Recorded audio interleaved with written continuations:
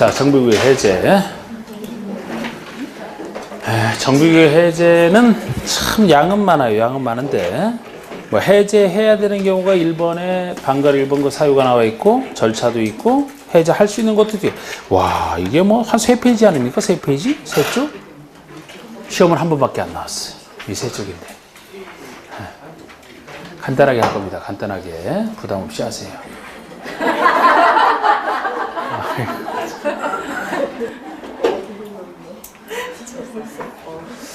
찍힐까봐 조심스럽게 하시는. 그래서 모델 스텝으로 한번 그냥 쫙 카메라한테 딱 이렇게 하면서 그지?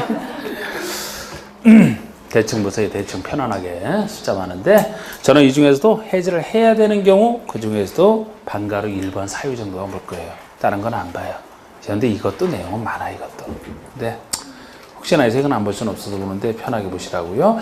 해제 원리는 똑같습니다. 근데 단지 여기서는 이제 미시행된 경우 해제권자가 해제를 해야 된다. 요청권자는 요청을 해야 된다.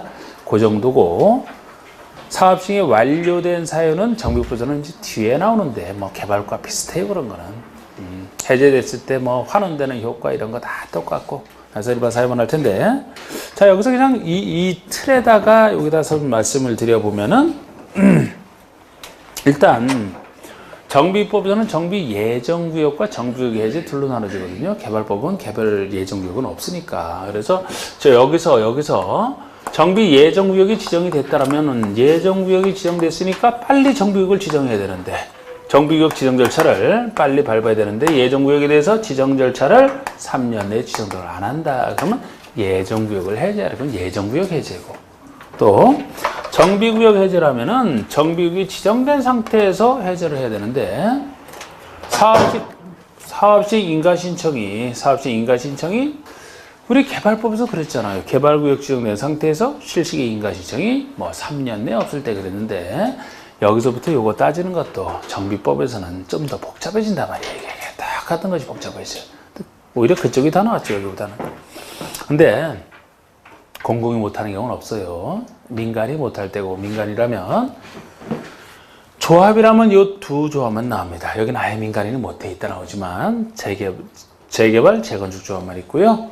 토지등 소재가 할 때는 재개발사만 토지등 소재가 가능한데 먼저 조합이 할 때 보시면 재개발, 재건축 조합이 할 때는 먼저 개발법과 달리 세분화되어 있는데 조합을 만들어라. 조합을 만들어야 되죠. 구역지정도 조합을 만들어야 되는데 그 전에 하나 더 나오잖아.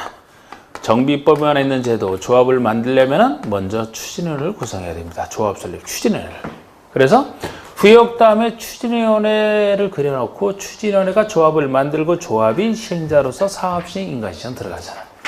각각의 신청이 이렇게 세대로 나누는 다음에 각각의 신청이 세트로 나눠놓고 2년, 3년 둘, 셋 요거를 그냥 기준으로 둘, 셋 해서 하는 수밖에 없어요.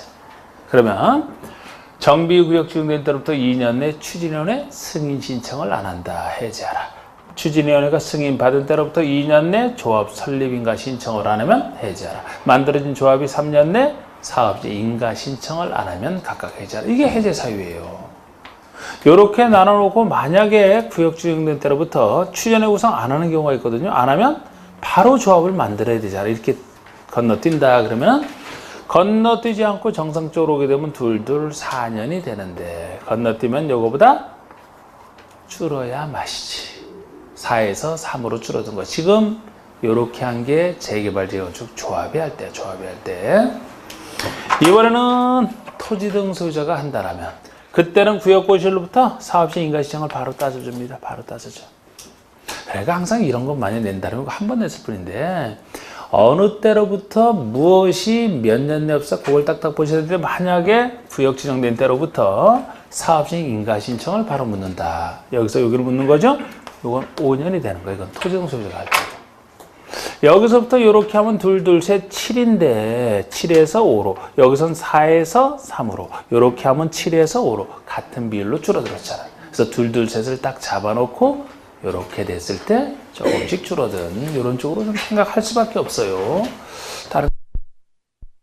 그래서 양갈 1번에 방갈 1번 해제를 해야 되는 사를 보시면 지정권자는 다음에 어느 하나에 해당할 때는 정비 예정구역이나 정비구역을 해제해야 된다. 지정권자는 본인이 직접 해제를 하고 구청장은 요청권자니까 꼭 요청을 해야 된다는 얘기인데 1번이 예정구역 해제를 얘기합니다. 정비 예정구역에 대해서 기본계에서 정하고 있는 정비구역 지정 예정일로부터 3년이 될 때까지 시장주가 정비구역을 지정하지 아니하거나 구청장이 지정을 신청을 안 한다.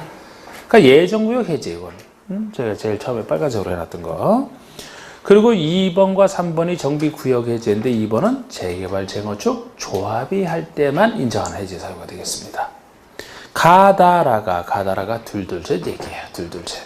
가본 보시면 정비구역구 지정 때로부터 2년 내 추진원의 승인 신청. 정비구역과 추진원의 승인 신청 사이 2년을 얘기하잖아.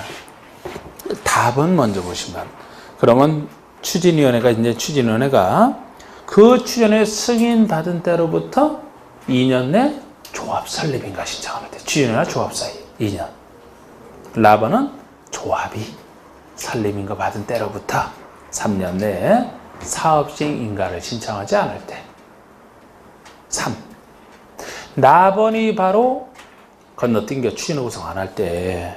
나번 보시면은 정비구역 고시된 때로부터 추진회가 나오는 게 아니고 조합 설립인가 신청 바로 나오죠? 4에서 3으로 줄어든 3년이잖아 이게.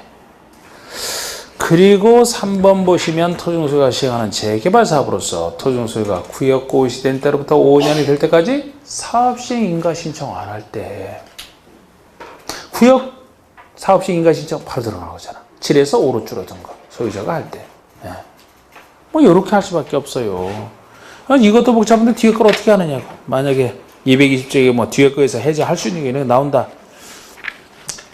안 나오겠지만 나오면 찍으세요. 안 나오겠지만 3번 1번 해제에 따른 효과는 똑같죠. 뭐 이거 미시행으로 해제됐으니까 환원된 것으로 본다 이렇게 하는 건 똑같겠죠. 뭐. 또 사업이 시행 완료된 것도 뒤에 나와요. 원리 비슷하고 다. 자 됐습니다. 자 그럼 이제 222쪽에 시행 방법. 이 사업별로 시행 방법과 시행자가 약간씩 달라지는 거 그거 하나면 뭐 정리도 어려운 거 거의 지나가는데 우리 시행 방법 보시죠. 1번의 개선 사업은 다음에나 해당하는 방법, 또는 혼용하는 방법, 혼용이 섞어 쓰는 것이라 다음에 하나 해당하는 게 4가지가 있고 섞어 쓰는 혼용까지 5가지 다 씁니다. 그런데 이 중에서 1번이 시행자가 정비 기반설과 공동이용소를 서로 설치하거나 확대해주고 소유자가 스스로 주택을 개량하는 방법. 그러니까 시행자가 하는 건 1번 방식으로 하게 되면 주택은 손대지 않아요. 기반설과 공동이용소만 손대주고 주택은 소유자가 스스로 하는 거. 저는 이걸 반쪽짜리라고 합니다. 원래 소유자가 스스로 하는 건 정비사업이 아니에요. 시행자가 하는 게 정비사업이죠. 그래서 시행자의 포인트를 맞춰보면 기반설만 시행자는 고쳐주겠다는 겁니다. 주택은 알아서 하라는 얘기고. 그래서 가장 간단한 반쪽짜리. 두 번째가 가장 무서운 수용 방식 이렇게 얘기하는 시행자가 정비의 전부나 일부를 수용하여 본인이 수용을 통해서 본인이 소유자가 된 다음에 아주 특이하죠. 시행자가 소유한 다음에 그곳에 주택을 지으면 주택을 그곳에 있는 소유자에게 우선 공급하거나 주택이 아닌 토지라면 대지라면은 토지 등 소유자가 됐든 외이자가 됐든 토지라면 아무에게나 공급하는 본인이 취득해서 수용해서 하는 이것이 왜 무서운 방식이냐 이렇게 하게 되면 거기 있는 사람들은 다 고향 떠나서 새로운 곳으로 쫓기게 돼 있어요. 시행자가 취득을 해서 하기 때문에 여기 주로 달동네고 수용할 때 보상금은 굉장히 낮아요. 달동네라 값싼 곳이라 낮은데 아무리 주택을 지어서 새로 주면 뭐합니까? 우선공급을 해주면 주택 줄 때는 제대로 돈 받고 공급을 해주는데 이 차액을 낼 수 있어야 들어가지. 딱지까지 팔고 나와야지. 그래서 못 들어가니까. 근데 보통 정비사업은 다 그곳에 있는 사람들 떠나게 만드는 거 거의 없어요. 있는 상태에서 잘 살게 하는 거지. 근데 이 방식으로 하면 거의 떠나게 돼 있어. 시행자가 취득해서 하기 때문에. 시행자는 제일 좋아. 이걸 제일 선호해요. 자기가 취득해서 공급하는 만큼 차액을 시행자가 먹기 때문에. 근데 민간인 스스로 시행자가 안 된다니까 여기서는. 그러니까 뭐 공공이 주로 이 방식 쓰는 거죠. 제일 무서운 방식, 수용 방식. 3번은 환지로 공급하는 거. 환지 땅 줄 때 쓰는. 4번은 인가받은 관리 처분에 따라 주택 등을 건설하여 공급하는 방법. 이거 인가받은 관리 처분에 따라 공급을 하는 인가받은 관리 처분. 이게 주로 이제 건물 줄 때 쓰는 거지. 여기서는 주택이지만 그죠? 이게 보통의 방식이야. 정비 사업에서 무조건 다 이렇게 하는 거 아니야. 다른 방식도 있단 말이야. 이건 이제 보통의 방식이죠. 그래서 5가지 다 씁니다. 근데 재개발은 둘 중에 하나예요. 첫 번째가 인가받은 관리 처분에 따라 건설 공급하는 방법과 환지 둘 중에 하나만 써요. 다른 건 하면 틀려요. 재건축은 하나의 방법만 있습니다. 인가받은 관리 처분에 따라 주택 부대 복리설 및 오피스를 건설 공급하는 방법을 한다. 관리 처분에 따라 주는 게 하나만 쓰는데 주로 주택 지어주지만 아파트 재건축이지만 오피스들도 예외적으로 여기 들어가요. 오피스는 사무실이잖아. 사무실. 주택이 아니고. 근데 오피스를 지어서 줄 때만큼은 이제 그 아래 요건을 채워야 되고. 자, 오피스를 건설해 공급할 때는 준주거나 상업지역에서만 가능합니다. 그러니까 재건축 도와주려고 오피스를 지어주게 나온 건데 오히려 오피스 수요가 없는 곳이면 오피스 때문에 재건축 힘들게 할 수도 있어요. 상업지역 제일 비싼 상업지역, 그 다음 비싼 준주거지역 정도에서만 공급하게 돼 있고 이때도 어디까지나 주택이 주가 돼야 되는 것이지 오피스텔이 주가 돼서는 안 되기 때문에 오피스텔 연면적이 작아야 돼요. 작다는 기준 중에 하나인 30% 이하 이 요건 갖췄을 때만 가능하더라고요. 일단 개선 사업은 5가지다. 재개발은 2가지만, 재건축은 하나만. 요거를 구별하셔야 된다고. 근데 이것도 우리 아까 했듯이 처음 할 때 했듯이 여러분 보통의 정비 사업이 어디라고 했어요? 재개발. 그러니까 보통의 방법 2가지만 쓰지. 보통의 방식이니까. 보통 인가받은 관리 처분에 따라 건물 주는 보통의 방식. 이것과 비슷한 것이 땅 주는 것이죠. 그래서 항상 환지랑 비교해 본다 그랬잖아. 건물 줄 때는 관리 처분에 따라, 땅 주고 싶으면 환지. 이 둘 중에 하나만 쓴다고 보통의 방식이니까. 그런데 요거는 특수한 게 계속 특수하다 그랬잖아. 2가지? 요거라면은 개념상 반쪽으로만 할 수밖에 없고 여기라면 5가지 다 돼서 결국 5가지 다 되는 건데 왜 여기는 5가지 다 허용하느냐? 제일 고칠 게 많아서 특수하다 그러잖아. 제일 고칠 게 많아서. 정비가 제일 시급한 곳이야. 모든 방법 다 할 수 있게 해야 제일 정비가 시급한 것이라 그 특수성을 반영해서 그렇습니다. 관리 처분에 따라 주려면 주고 환지로 주는 게 좋으면 환지로 주고 아주 상황이 잘 안 좋으면은 기반설만 고쳐주는 쪽으로 간단하게 하든지 아니면 강력하게 그냥 수용이라는 무서운 방법을 통해서 하든지 섞어 쓰는 게 편하면 섞어 쓰든지 최선을 다해서 하라. 그러니까 특수사업이지. 이런 식으로. 재건축은 재건축이잖아요. 그러니까 관리처분 하나만 써야지. 땅 주는 걸 누가 건축이라 해. 예? 아파트 재건축은 새 아파트 받으려고 들어가는 거죠? 네. 관리처분에 따라 주는 것이 하나만 개념상 쓸 수밖에 없지. 이렇게 자연스럽게 되는 것을 생각을 하셔야 된다고. 보통이니까 보통의 방식 2가지만. 특수하니까 5가지 다 허용하는. 재건축이니까 관리처분이 하나만 쓰는. 이렇게. 자, 이제 시행자를 해볼까요? 시행자를.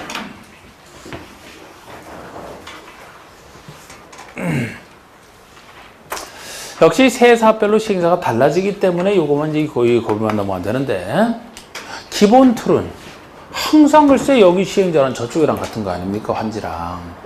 자, 우리 저쪽에서 환지 개발 사업이랑 거의 같으니까 환지에서는 도시개발 사업할 때 토지 소유자나 조합을 시행자로 지정하는 것이 원칙. 그렇지 않은 경우 예외적으로 지자층을 지정했죠? 그 구조 똑같아야지. 그럼 여기도 저쪽이랑 비슷한 얘기인데 여기라면 토지 등 소유자가 시행자가 되느냐 아니면 이들이 설립한 조합이 되느냐 안 되느냐 요것부터 찾아주고 그쪽 구조처럼 이 사람 시키면 시키고 안 되면 다른 사람 행정처 이 구조는 똑같은 거예요. 기본 구조는 똑같은 거예요. 그런데 이제 이 사업의 특색에 따라 약간 달라질 수 있는 거죠. 여기는 둘 다 안 되죠? 네. 여기는 둘 다 되죠? 네. 여기는 하나만 되죠? 네. 미리 결론부터 얘기한 건 처음인데 이게 보통의 정비사업이니까 저쪽이랑 제일 비슷하겠네. 보통이니까 저기 토지에 따른 조합, 여기는 토지공사자 조합 다 되네. 저쪽처럼. 여긴 특수하니까 이따 생각해 보시면 알겠지만 생각해 보면 둘 다 안 돼. 여긴 여기에 대한 예외라 조합만 되고 이런 구조도 서로 그런 식으로 대충 생각한다라면 보통의 정비사업이니까 환지랑 거의 같아. 똑같은 구조잖아. 여기는 달동네니까 이렇게 안 될 수밖에 없어. 특수해서 여기는 예외라고 했잖아. 항상 조합만 되지 여기 안 돼. 이 구조. 자, 이것도 검증으로 해서 하나 해보면 예를 들어 달동네라면 토지운수가 사업에 참여하지만 시킬 수가 없다 그랬어요. 항상 시행자가 자기 병으로 사업을 해야 되는데 무슨 돈이 있어서 시행자가 될 수 있는 능력 자체를 인정을 안 하는 거예요. 달동네이기 때문에 민간인 아예 안 돼. 그러면은 반쪽짜리로 한다? 원래 기반서만 고쳐주는 반쪽짜리는 기반서를 누가 민간인이 스스로 합니까? 원래 행정청이 하는 거잖아. 이 두 가지 다 따져봐도 민간인이 안 되는 거예요. 그래서 주거환경 개선서는 민간 시행자가 나온 거 있을 수가 없는 거예요, 이게. 예. 처음부터 행정청이 할 수밖에 없어요. 그런데 행정청이 할 때도 이 구조를 일단 알아야 되는데 둘로 나누잖아. 성질상 반쪽짜리는 기반서는 원래 행정청이 하는 것이라 이 반쪽 방법이냐 아니면 반쪽이 아닌 기타 방법이냐 이렇게 둘로 나눠서 반쪽짜리 방법이라면 시장운수도 이것도 시도의사가 나올 수는 없죠. 정비법이니까 작은 일이니까 시장운수 등이 할 때는 동의요건 자체도 필요 없어요. 그래서 반쪽짜리 방법을 한다면 거기 있는 사람들 동의하든 말든 그냥 시장운수가 알아서 해주면 돼. 그냥 알아서.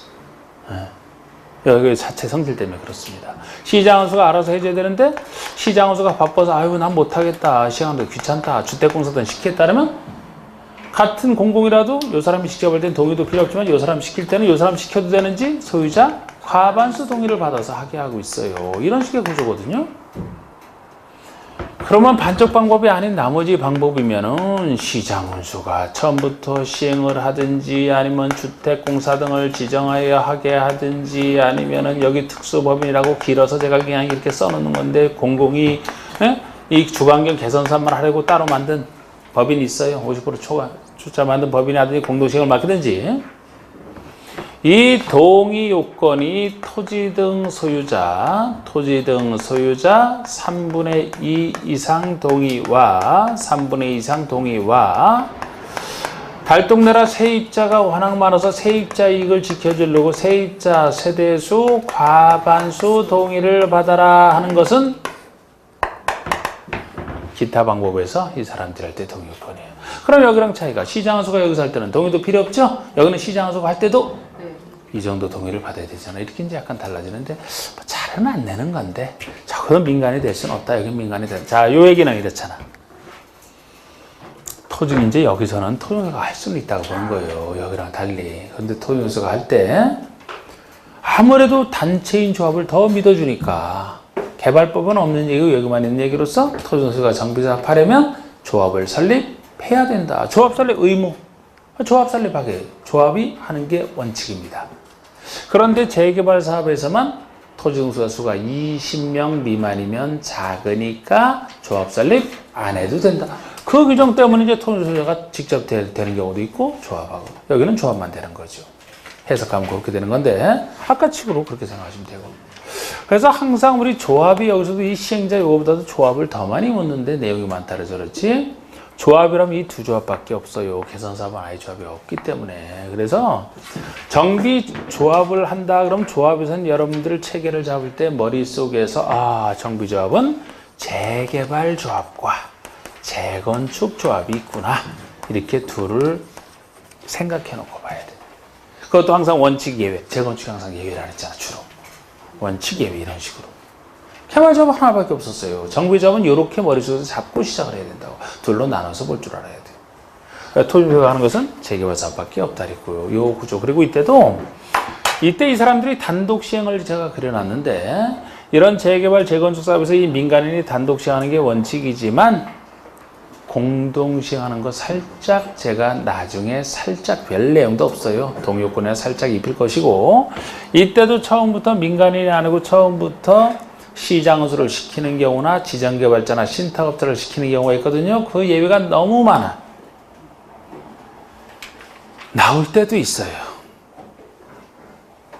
나오면 전칙을 아닙니다. 네, 혹시 하고 싶어요? 돼. 할 수가 없어. 이따 보시면. 이 정도만. 자, 우리 시행자 223쪽에, 그 1번에 시행자 보세요. 근데 1번에 주거환경 개선 사업이잖아. 방가로 1, 2번 나눠져 있잖아. 방가 1번에 기반시설만 설치하는 방식, 반쪽짜리. 시장호수가 직접 하되. 시장호수에 동의도 필요 없죠? 네. 그리고 토지주택공사를 시행자로 지정하여 하게 하려는 경우에만 소유자, 과반수동이 이렇게 돼 있잖아요. 양가로 2번은 나머지 방식이면. 네? 거기 두 번째 줄 토지 소유자 3분의 2 이상 동의야. 소유자 3분의 2 이상 동의와 세입자세 대해서 과반수동의를 받아 시장호수가 직접 하거나 다음 해자 박스에 해당하는 적에 시키든지 다 동의는 다 이렇게 똑같잖아요. 여기다 예외 있지만 됐고요. 지금은 됐고 넘겨보세요.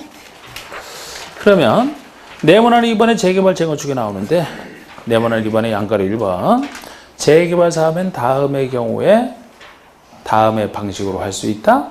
동그라미 1번 조합. 그 아래 토지 소유자 이렇게 둘로 나눠지잖아. 둘 다 되잖아. 근데 조합이 할 때 조합이 시행. 이게 조합의 단독 시행이에요. 다음 거는 공동시행 얘기라 지금 안 하고. 동그라미 2번 토지 소유자가 20인 미만일 때는 토지동 소유자가 시행하는 토지 소유자 단독 시행을 얘기합니다. 뒤는 공동시행이고. 양가로 1번의 재건축을 보시면 조합이 시행하는 것만 나와 있잖아요. 토지동 소유자 없잖아. 뒤는 공동시행일 뿐이고. 그리고 양가로 3번이에요, 여러분.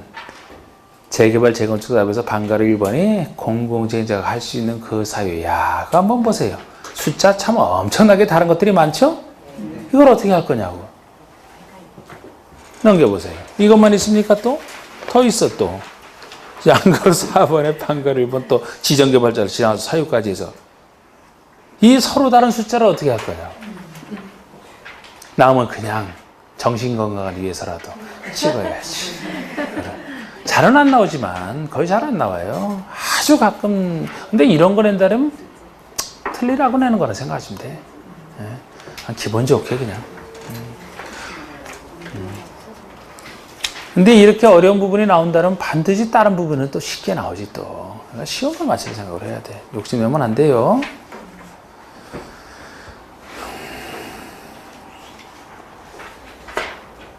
(227쪽에) 3번 재개발 재건축에서 대행자가 나옵니다. 대행자.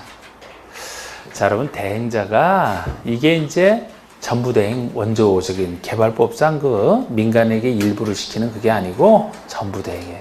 그래서 여기서는 민간인이 못할 때 전부대행을 얘기하는 겁니다. 공공이 못하는 경우는 없으니까. 민간인이 못할 때 주로 공공이 민간인을 대신하는 게 원조 여기 전부대행이에요. 그래서 제목도 재개발 재건축에서 얘기하고 있는 게 개선사업은 아예 민간인이 못하니까 대행이 있을 수가 없거든요. 여기서 민간인들이 못할 때 얘기라고. 그래서 일단 어느 때부터 대응하는지부터 보셔야죠.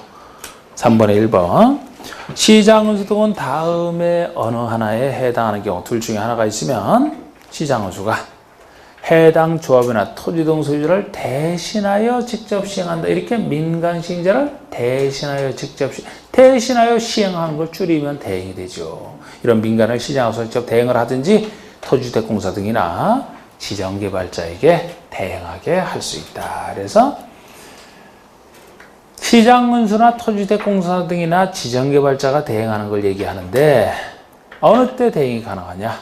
1, 2번. 1번. 장기간 정비사업이 지연되거나 권리관계에 대한 분쟁 등으로 인하여 해당 민간인이 시행하는 정비사업을 계속 추진하기 어렵다고 인정을 하면 시장수가 어렵다 인정하면 내가 하겠다. 아니면 2번은 당사자가 직접 못하겠어 대행을 요청할 때입니다. 토지등 소유자, 조합을 설립하는 경우는 조합원 과반수 동의로 요청할 때 대행을 본인들이 스스로 요청할 때입니다.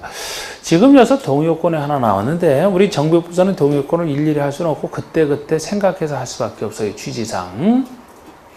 그럼 여기는 토지등 소유자 민간인이 스스로 대행을 요청한다? 본인들이 할 수 있으면 대행을 요청할 필요가 없죠? 본인들이 못한다고 판단했으니까 대행을 요청하는 경우잖아. 그럼 동의 요건은 과반수로 충분하겠죠. 과반수로. 과반수가 50%를 넘는 게 과반이잖아. 아니 못하는 것이라면 5분의 4가 못한다래야 못하나요? 3분의 2가 못한다래야 못하나? 최소 반 넘는 사람들이 못한다는 못하지 않겠습니까? 상식적으로? 여러분들이 여러 사람 모여서 어떤 일을 결정하는데 그래서 결정할 때 생각해봐요. 반 넘는 사람이 못한다면 못하는 거예요. 그러니까 대행을 당사자가 요청한다면 과반수 이런 생각으로 입법하는 사람들도 정해놨으니까 동경권 나오면 그때그때 이렇게 보시라고. 이거는 과반성이에요.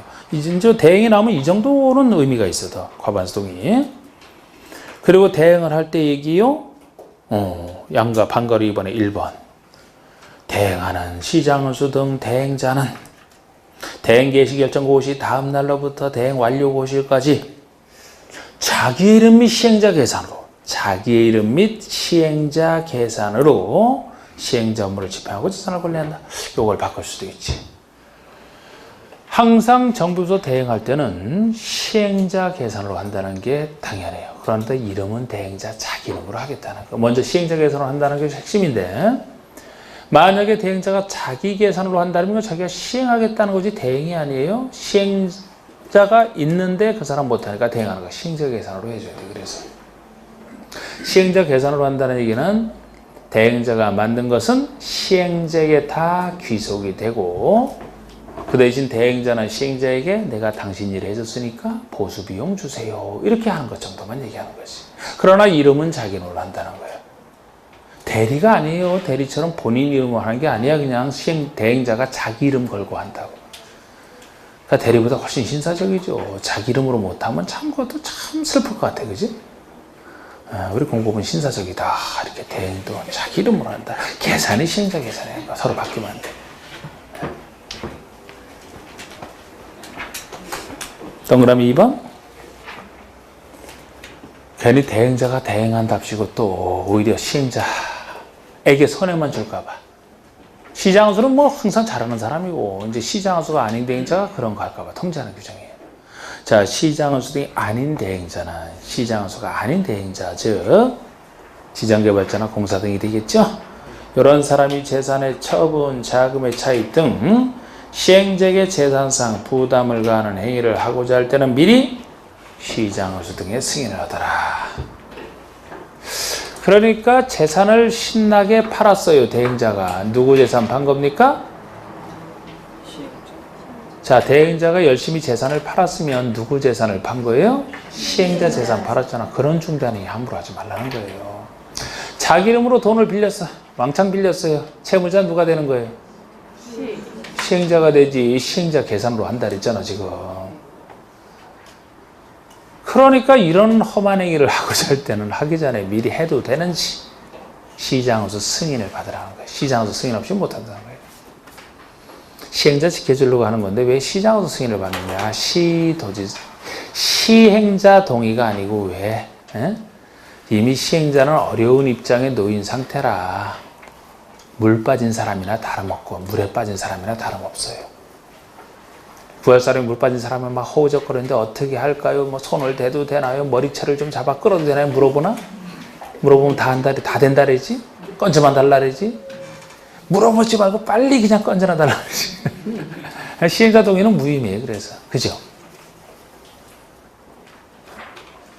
아니지, 그거를 지금 시행자에게 부담을 가는 행위를 할 때니까 혹시 여러분들 생각에 시행자 동의를 해도 되는지 물어볼 것 같잖아. 시행자 동의가 아니고 시장원수가 지켜주겠다. 시장원수 승인이라고. 그거를 이해시키고 있는 거예요 지금. 그래서 이미 물에 빠진 사람이니까 시행자 동의는 무의미하다.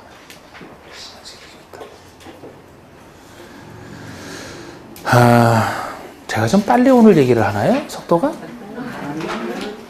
그런데 눈이 마주쳐도 가만히 보고 있지도 마주치는 사람 이해하는 표정은 안 보이고 기본적으로 눈이 마주치면 더 표시를 해줘야지 저한테.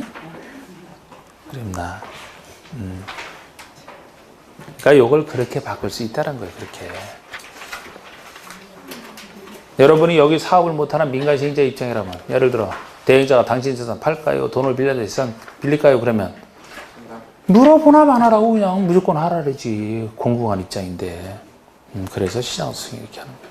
그 다음에 반가로 4번에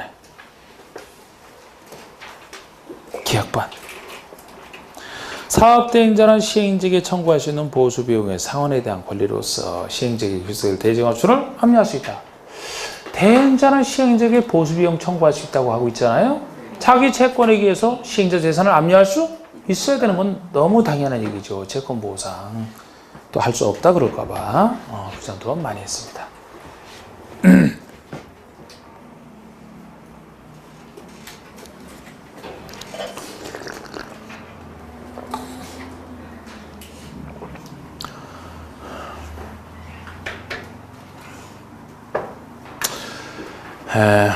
제가 뉴스에서 봤던 얘기 그냥 잠깐 좀 해드릴까요? 힘드신 것 같은데.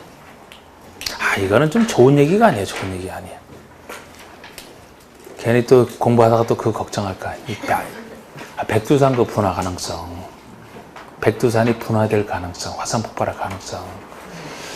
그거를 지금 근데 그 내용이 너무 끔찍하더라고. 만약에 그렇게 된다면. 그래서 거기서는 이제 연구하는 데서는 남북 간의 어떤 그런 걸 떠나서도 같이 해서 중국이랑 같이 해서 그 연구는 꼭 지금이라도 시급하게 해야 된다. 근데 거기가 지금 그 화산 분화되기 그 직전에 그 화산 활동이 굉장히 많이 감지가 된다면서요, 지금. 백두산 그 호수물도 막 끓어오르는 현상이 이렇게 드러났고, 요새. 그래서 만약에 그 마그마 활동이 엄청나게 관측되고 있는데, 그게 화산 폭발한다면은 그게 지금 1000년 지났잖아요. 한번 폭발한 지. 900몇 년도에, 930몇 년도에 폭발이 됐다를 발해 시대 때. 근데 그때 양이요. 그때 양이 분출돼서 분출물 쌓인 양이 우리 이제 비교하기 위해서 나오면 그건 남한에만. 한국에만 그게 그대로 쌓였다. 그렇게 가정하면은 한국 전역이 1m가 쌓인대. 전체가 1m. 엄청난 거지.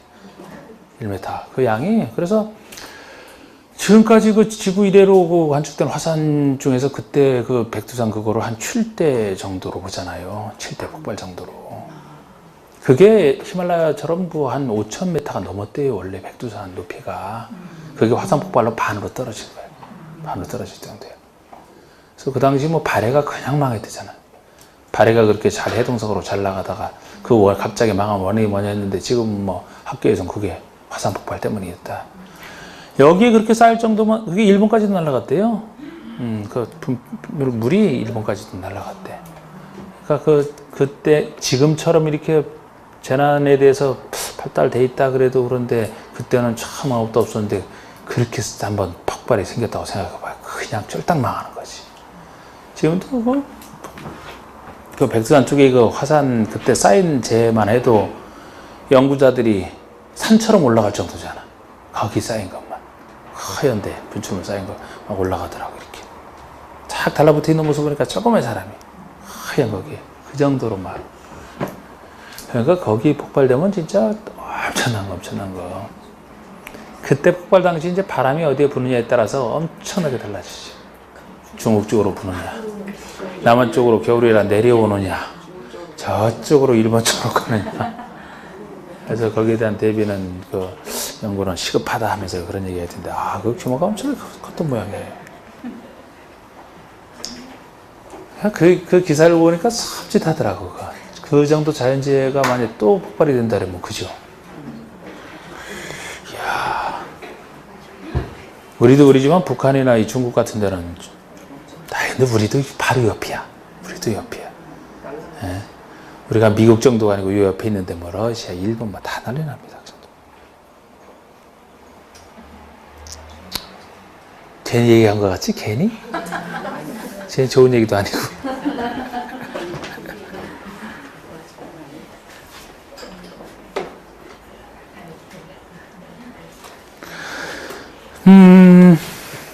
자, 이제 조합 보세요. 자, 그리고 성격 똑같아요. 개발조합은 또 성격 똑같아요. 법인이고 말해서 관련된 거 다 비슷해. 근데 그래서 내용이 너무 많아서 내용이. 뭐 할 건 하고, 나중에 할 건 나중에 그래야 되는데. 먼저 여기는 벌써 추진위원회 제도 붙어 있잖아. 이거부터 복잡합니다. 개발법은 없죠, 그죠? 거기서는 조합 설립인가 신청할 때 토지유자 7인 이상이. 여긴 추진위원회가 신청하잖아. 추진위원회 제도부터 이제 보시죠. 1번의 추진위원회. 반갈 1번. 조합을 설립하려는 경우에는 정비구역 지정고시 후 정비구역 되기 전에는 못 만들어요. 그래서 제가 저 그림에서도 정비국 지정 다음에 추진을 그려놓은 거라고. 정비국 지정 후에 추진위원장을 포함한 5인 이상의 추진위원 및 운영 규정에 대해서 추진위원회 위원수가 위원장을 포함한 5인 이상의 위원장을 포함한 5인 이상. 그래서 제가 개발법에서는 인가 신청할 사람이 소유자 7인 이상. 여기는 추진위가 신청하는데 위원수가 5인 이상. 7, 5 비슷한 것이. 그쪽이 7이다. 왜? 황야의 7이라면서 그쪽에 7을 구별하라고 했던 거지. 이건 황야가 될 수가 없으니까 여기는 5인. 예? 7, 5 중에 그쪽이 7이네. 그리고 여기에 대해서 동의가 소유자 과반수 동의예요. 과반수 동의를 얻어서 구성해야 돼. 과반수 동의를 받아. 나중에 이 추진위가 조합 만들 때 설립인가 동의는 막 4, 3, 2, 1, 4, 3, 4, 3 복잡해집니다. 써야 돼. 그런데 추진위는 준비단체에 불과하고 추진위가 날림만 안 하면 돼. 하나만 있으면 돼. 최소한의 동의로. 그래서 과반수 동의가 되는 거예요. 반만 딱 넘는 사람 동의가 있으면 최소한으로 하나만 딱 성립되고 말죠? 이쪽에 반이 성립됐으니까 다른 쪽에 생길 수가 없지. 그래서 최소한의 동의 요건 과반수 동의다 이렇게 생각하셔야 되고, 이렇게 해서 구성한 다음에 시장은수 승인받아. 정비법이니까 시장은수 승인이고, 승인이에요. 승인. 조합보다 훨씬 간단해. 조합은 만들 때 설립인가를 받잖아요. 굳이 따지면 설립인가라면 허가보다 좀 더 받기 어려운 게 인가라고 했어요. 인가를 받게 되면 권리를 취득하거든요. 그런데 여기라면은 인가받는 그런 얘기 아니고, 승인은 어떤 사실을 인정해 주는 게 승인이야. 인가보다 훨씬 받기 쉬운 거예요, 이거는. 그래서 시장은수가 승인해 주면 돼요. 나우리카 만들었죠? 인정해 주세요. 끝이야, 그러면. 좀 더 간단하고요. 이렇게 만들게 되면 이제 이때도 다만 정비사업에 대해서 공공지원을 하려는 경우는 추진을 구성하지 아니할 수 있다 그래서 원래는 만들어야 됩니다만, 공공지원을 할 때는 공공지원이 말 그대로 공공이 시장은수 등이 지원해 주는 걸 얘기해. 그럼 시장은수 따라가면 되거든. 안 할 수도 있다. 이렇게. 그리고 이때도 주인의 기능을 보시면 어떤 일을 하느냐. 다음 업무를 수행할 수 있다. 다음 업무를 할 수 있다. 여러 가지 준비 업무 할 수 있다 보시면 돼요. 여러분 지금 조합이 만들어진 건 아니에요. 조합이 만들어지면 시행자가 되잖아. 시행자 밑에 나오는 계획은 시행자가 만드는 거잖아. 시공자도 시행자가 하는 거잖아. 조합의 업무랑 구별하는 게 요령이라고. 아직 조합 전이니까. 그래서 여러 가지 준비 업무에 불과하잖아요. 기억번에 정비사업 전문관리업자 선정하는 거. 정비사업 전문가가 전문관리업자예요. 요거 선정해서 도움받으면 좋겠네. 선정할 수 있고. 설계자 선정할 수 있어야 준비 업무인 설계를 하겠지. 계략적인 시행계획서 작성이잖아. 계략적인. 이 계략적인이 빠지면 틀려요. 정식 시행계획서는 글쎄 시행자로서 조합이 할 일이라니까. 계략적인이 붙지. 그 다음에 여러 가지 준비 업무. 여러 가지 준비 업무. 미연번에 뭐 동의서 접수하러 다니고 막 초안 작성하는 거. 정관 초안. 다 준비 업무예요. 그런데 창립총회 확실한 준비 업무 중에 창립총회가 있잖아. 창립총회. 반가로 3번에. 이건 추진위원회 업무 중에 하나입니다. 그냥 총회는 조합에서 하겠지. 그냥 총회는. 근데 여러분 창립총회는 조합 창립을 위한 총회니까, 조합 만들기 위한 총회니까 만들어진 조합이 하는 게 아니죠. 만들기 전에 추진위가 만들려고 하는 거잖아. 그러니까 추진위 업무가 되는데 시기 정확히 보세요. 추진위는 조합의 설립인가 동의를 받은 후, 설립인가 동의를 받은 후 설립인가 신청하기 전에 설립을 위한 창립총회를 개최해야 된다. 그러니까 설립인가 신청 전에 개최해야 돼요. 설립인가 동의는 받고 나서. 만약에 설립인가 동의도 안 받은 상태에서 했다가 나중에 동의를 못 받게 되면 다 무효가 돼버리잖아. 그러니까 설립인가 동의는 받고 나서 설립인가 신청 들어가기 전에 개최하는 겁니다. 무슨 일을 하길래 그 전에 해야 되느냐. 조합의 뼈대를 잡는 일이야. 그러니까 뼈대 잡고 나서 설립인가 들어가라는 얘기죠. 어디 있느냐. 동그라미 4번. 다른 건 나중에 보시고. 동그라미 4번. 창립총회에서는 다음의 업무를 처리한다. 정관의 확정. 조합의 약속이 정관이고 정관을 확정해야 돼. 그리고 임원 선임, 대의원 선임하는. 정관을 확정하고 임원 뽑고 대의원 뽑는 거 이런 아주 핵심적인 일을 처리하는 게 창립조직입니다. 그래야 조합의 뼈대가 갖춰지. 이렇게 한 다음에 인가시에 들어가는 겁니다. 됐고, 자 이제 당겨보실까요? 정비조합이 나올 겁니다. 232쪽의 2번 정비조합은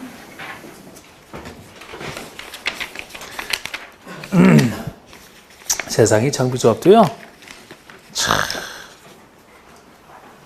242쪽 11페이지에 11페이지. 이게 이렇게 많아. 많아. 네. 그래서 역시 개발조합과 비슷하게 보시되 이제 차이점 위주로 보실 것이고, 나중에 여기 특유한 얘기 중에 일부는 이제 5, 6월달 강의할 때 어려울 때 대비해서 그것까지는 할 겁니다. 일단은 지금 하는 대로 보세요. 먼저 양가 1번의 조합설의 의무에 관련된 것은 아까 요 시행자 따질 때 했던 얘기예요. 자, 시장은수 등이나 토지주택공사 등이나 지정개발자가 아닌 자, 여기서는 토지 등 소유자를 얘기합니다. 토지 등 소유자가 정비사업을 시행하려는 경우에는 토지 등 소유자로 구성된 조합을 설립해야 된다. 조합 설립 의무인데, 다만 토지 등 소유자가 20인 미만인 경우에는 토지 등 소유자가 재개발 사업할 때는 그러하지 아니하다. 조합 설립 의무 없다. 그래서 원칙은 조합 설립해서 해야 되는데, 재개발 사업 중에서도 수가 20명 미만이면 조합 설립 안 하고 이 사람이 바로 시행자가 될 수 있다는 얘기가 되는데, 이번에 설립인가 할 때 이 동의요건, 재개발 재건축 나눠져 있잖아. 1번에 재개발 사업. 재개발 사업의 추진원회가 조합을 설립하려면 토지 등 소유자 4분의 3 이상 및 면적 2분의 이상 소유자 동의를 받아 정과 등을 첨부하여 시장은수 등의 인가를 받아야 된다. 이게 설립인가 동의를 얘기하는 겁니다. 정비 뽑으니까 인가는 당연히 시장은수 등의 인가 이렇게 나오는 것인데, 인가 시행의 동의요건, 이 숫자는 재건축은 좀 더 복잡하지만 해야 되는 숫자예요. 중요한 숫자 중에 하나입니다. 조합의 설립인가 동의니까. 그런데 특징이 있다라면은, 개발 조합 만들 때는 면적부터 먼저 나오고, 면적 3분의 2 이상에 해당하는 소유자 동의와 총수 2분의 1. 조합 설립인가 동의가 그쪽에서 유명했잖아. 근데 면적 나오고 총수가 나왔거든요. 근데 정비법상은 총수가 먼저 나오고 면적이 뒤에 나와. 서로 뒤바뀌어 있단 말이에요. 초기에는 이게 소유자 수 기준에서만 동의를 받으라고 해서 그래요. 이것도 나중에 MB 정권 때 면적이 추가되는 바람에 더 복잡하게 된 거지. 그래서 여기는 토지 소유자 면적 이 순서로 하고, 이 순서를 지금까지 뒤바꿔서 낸 적은 없어. 이 법률 순서대로 내지. 그래서 이대로 놓고 보시면은 재개발은 간단한 게 카운트 다운 동의다. 카운트 다운 동의라고 했잖아. 4, 3, 2, 1. 네, 끝. 요걸 더 많이 물었어요, 재건축보다.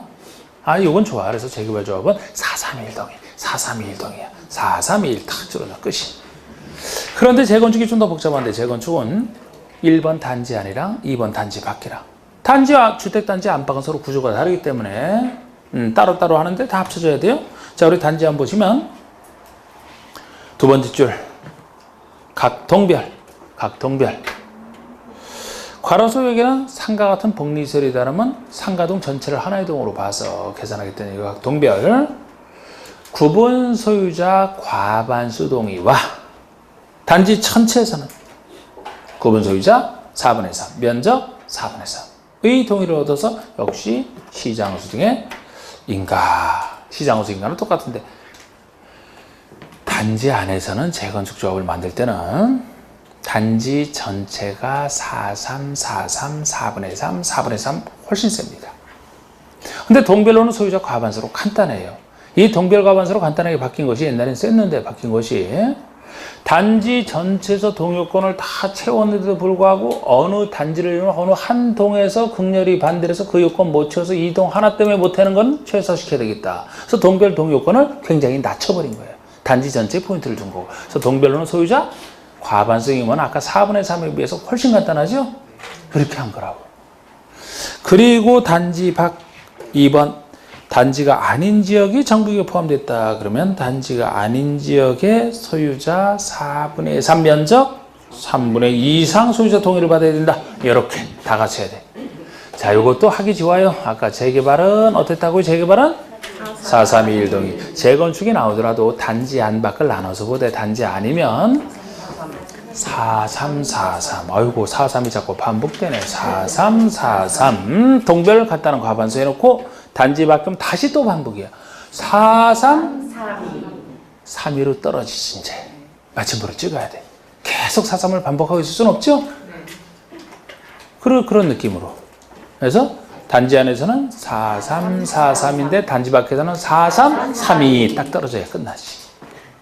계속 4, 3 할 수는 없잖아. 그런 식으로. 어쩔 수 없어요. 자, 우리 변경인간은 나중에 살짝 추가하고. 자, 우리 여러분 동의자수 이거 살짝만 해봅시다. 우리 개발법에서는 제가 사람 수 계산할 때 거기서는 토지세자만 나오니까 간단했잖아요. 다른 사람 없었잖아. 그런데 그 대신 공유자라면은 대표자 한 명으로 사람 수 계산한다 그랬죠? 네. 그거 하나만 간단해도 우리 여기서는 토지 등 소유자가 나오다 보니까 사람 수 계산할 때 토지 등 소유자 몇 명으로 계산할 것이냐 이런 얘기. 자, 역시 상식에 기초해서 한번 추가하는 것이라 생각해봐요. 한 명이 여러 부동산 가지고 있어요. 한 명이 여러 부동산 가지고 있어요. 몇 명으로 계산해야 돼요? 한 명이지 몇 명입니까? 한 명이지. 이번에 하나의 물건을 여러 명이 공유하고 있어. 공유하고 있어. 몇 명으로 계산해야 돼? 한 명이지. 공유하고 있으면 대표자 한 명이지. 자, 재개발에서는 재건축은 아니지만 재개발에서는 지상권자도 들어간다 그랬잖아요. 그러면 지상권이 설정되어 있다고 가정해봐요. 그러면 지상권이 설정되어 있다는 얘기는 하나의 토지에 소유권자도 있으면서 소유권자는 당연히 있고 지상권자가 같이 있다는 얘기잖아. 그럼 두 명으로 계산해요? 한 명으로 계산해요? 한 명. 왜 그렇게 오늘 잘해? 아, 글쎄 맞아. 그러니까 왜 이렇게 잘하냐고. 내가 깜짝 놀랐어. 아까 처음에 막 헤매대니만 백두산 얘기를 듣고 나서부터 확 달라진 것 같은데. 백두산 얘기를 듣고 나서부터. 당연히 한 명이지. 원리상 한 명이 돼야지. 우리가 공유하고 있을 때 한 명으로 본다는 얘기는 공유자 수대로 인정하게 되면 여긴 단독 소유인데 한 표인데 공유자 수대라면 여기는 수표 똑같은 땅인데 결과 가치가 달라지면 안 된다 그랬죠? 네. 그래서라면 역시 지상권이 살 때 마찬가지예요. 하나의 땅에 지상권 없다라고 해서 한 명이 되고 한 표가 되고 그 사람의 행사 한 표가 되고 여기는 지상권자에 있더라 소유자 생사 두 표가 되면 똑같은 물건인데 여긴 두 표, 여긴 한 표. 말이 안 되지. 역시 그래서 대표자 한 명으로 봐주는 거예요. 보통 이제 대표자 지상권자를 하겠지. 그 사람이 이용 권리가 있으니까. 소유자가 뭐 양보 안 하면 양심이 없는 거지. 잘하셨어요. 잘하셨는데 혹시 이런 거 가지고 헷갈리신다면 이래도 저래도 한 명 이렇게 봐도 되겠네. 그지? 만약에 여러분 공유자가 A, B 공유자가 이 물건을 가지고 있어. 이 물건도 똑같이 가지고 있어. 요것도 가지고 있어. 요것도 가지고 있어. 몇 명이에요? 네? A, B 공유자가 있는데 똑같은 공유자가 이것도 가지고 있고 이것도 가지고 있고 이것도 가지고 있어. 막 여러 물건 가지고 있어. 몇 명이에요? 아유 잘한다 했더니 또 갑자기 몇 명? 아예 한 명이지. 아예 한 사람이 여러 물건 가지고 있으면 한 명이라고 했는데 그 한 사람이 공유하고 있잖아. 그럼 공유자 한 명이지 뭐. 네.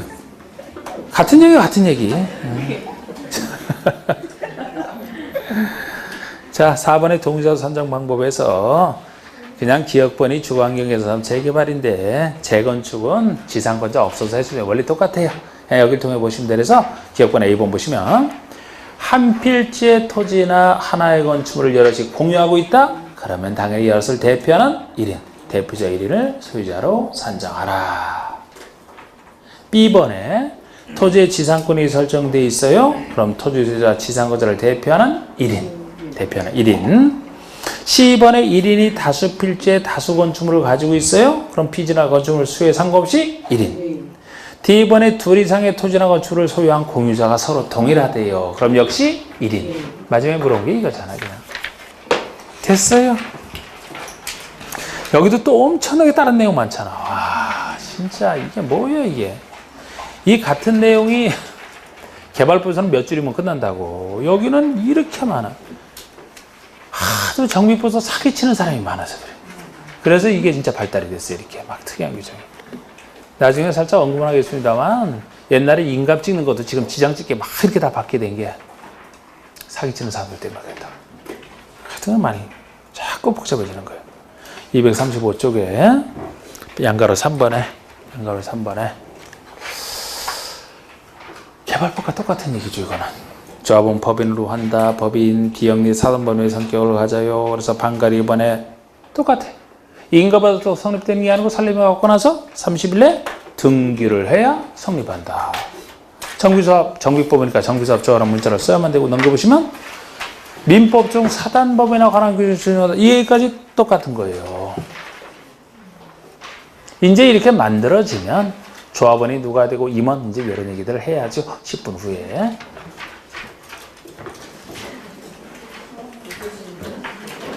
쉬시라고.